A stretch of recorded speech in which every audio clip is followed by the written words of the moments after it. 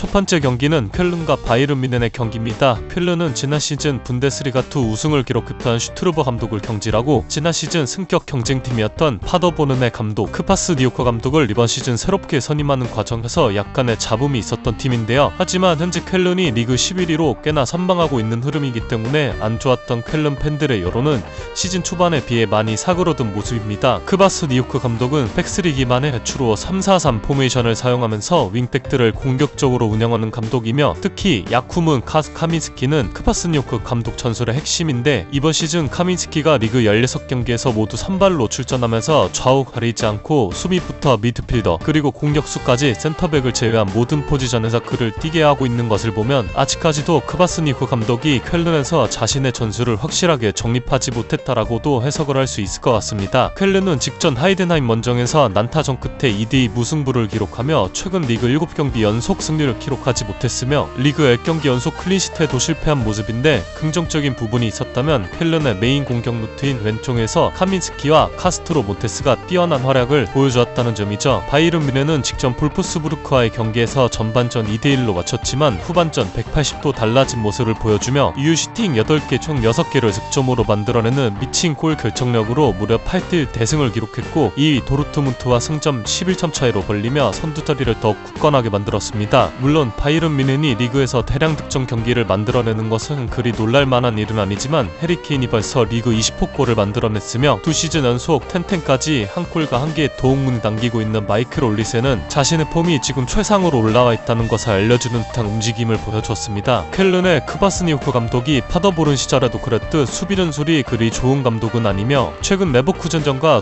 도르트문트전처럼 실리적인 전술을 준비했을 때 오히려 경기력이 상당히 좋지 않았었다는 점을 미뤄봤을 때 자신들의 공격 색깔을 살릴 수 있는 전술을 준비할 것이라고 예상해보면 현재 바이에른 뮌헨의 공격진들의 폼이 상당히 올라와 있는 상황이기 때문에 바이에른 뮌헨의 마이너스 1.5 핸디캡 승리를 추천드립니다. 두 번째 경기는 호펜하임과 메넨글라트바흐의 경기입니다. 지난 시즌 잔류권 마지노선인 리그 15위로 가까스로 생존했던 호펜하임은 크리스티안 일처 감독을 한 시즌 더 믿고 가기로 했고 그 믿음에 보답하듯 현재 호펜하임은 리그 6위를 기록 중이며 오늘 경기 승리 시 챔스권 진입도 가능한 상황입니다. 정말 화끈한 축구를 보여주는 크리스티안 일처 감독이기에 개인적으로 관심있게 보는 감독이기도 한데 이번 시즌 자신의 전술을 잘 살려줄 수 있는 선수들을 대거 영입했고 피스니 가슬라니, 팀 덴펠레, 레온 압돌라우 등 젊고 활력 넘치는 선수들을 새롭게 영입하며 호펜하임의 팀 에너지 레벨을 크게 끌어올렸습니다. 또한 호펜하임은 리빙 레전드 크라마리치와 코팔 등 베테랑 자원들이 팀의 중심을 잡아주면서 이번 시즌 호펜하임은 완전히 다른 팀이 되었다고 볼 수 있겠습니다. 호펜하임은 경기당 8.35 ppda로 리그에서 가장 낮은 ppda를 자랑합니다. 선방 압박이라는 것은 10명의 필드 플레이어가 마치 한 몸이 된 것처럼 같이 움직여줘야 유효한데 이걸 실행하기 위해선 많은 체력과 지구력이 요구됩니다. 그런 점에서 호펜하임이 젊은 피를 대거 수혈한 것은 이번 시즌 이 팀의 상승세와 연결되며 호펜하임이 기록하고 있는 좋은 성적은 결코 우연이 아니라고 얘기하고 싶네요. 메넨글라트바흐는 직전 아우크스부르크와의 홈경기에서 4대0 대승을 기록하며 신년 첫 경기에서 리그 2연패를 끊고 기분 좋은 시작을 알렸습니다. 이날 경기 196cm의 장신 스트라이커 해리스 타고파위치는 머리로만 멀티골을 기록하며 리그 기준 시즌 9호 골을 달성했고 헤딩 장인의 면모를 다시 한번 보여주었던 경기였죠. 결론을 내보면 호펜하임은 최근 홈경기 4연승을 기록 중이지만 이번 시즌 홈에서 치른 7경기 중 6경기에서 클린시트에 실패한 모습을 보여주었습니다. 홈에선 더욱 공격적으로 나서며 많은 득점을 만들어내기도 했지만 꾸준히 실점을 기록하는 팀이기도 해요. 메넨글라트바흐가 지난 시즌 리그 16골을 기록했던 장신 스트라이커 팀 클라인빈스트를 장기 부상으로 잃었지만 대체 자원인 타바코비치가 꾸준히 득점력을 보여주고 있으며 원정팀 역시 확실한 득점 루트가 있다는 점에서 양팀 득점 성공이 좋아 보입니다. 세 번째 경기는 인터밀란과 레체의 경기입니다. 오늘 세리에 두 경기가 모두 접에단 경기인데 둘 중 더 안전한 팀을 선택한다면 단연 인테르였는데요. 그 이유는 사실 인테르를 믿는다기보다는 레체의 정말 수준 이하의 수비를 믿는다가 더 맞는 말일 것 같습니다. 레체의 디 프란체스코 감독은 이전 분석들에서도 자주 언급했듯 실리적인 축구로는 재미를 딱히 못 보고 있는 감독이거든요. 역습의 한방이지만 기본적으로 수비 전술이 정립이 잘 되어 있는 팀이 했을 때 까다로운 것인데 지금까지 본 프란체스코 감독의 레체는 그게 제대로 되고 있지 않습니다. 키무 감독의 인테르는 리그에서 압도적으로 강한 공격력을 자랑하는 팀으로 지난 리그 19경기에서 무려 42골을 득점했습니다. 또한 키무 감독이 지난 시즌 파르마의 소방수로 가서 잔류를 시킬 수 있었던 가장 큰 이유가 견고한 수비였는데 그게 인테르 같은 리그 최상위 수준의 팀의 전복이 되고 있다 보니 더욱 강력하게 느껴지며 실제로 인테르의 이번 시즌 리그 기대 실점은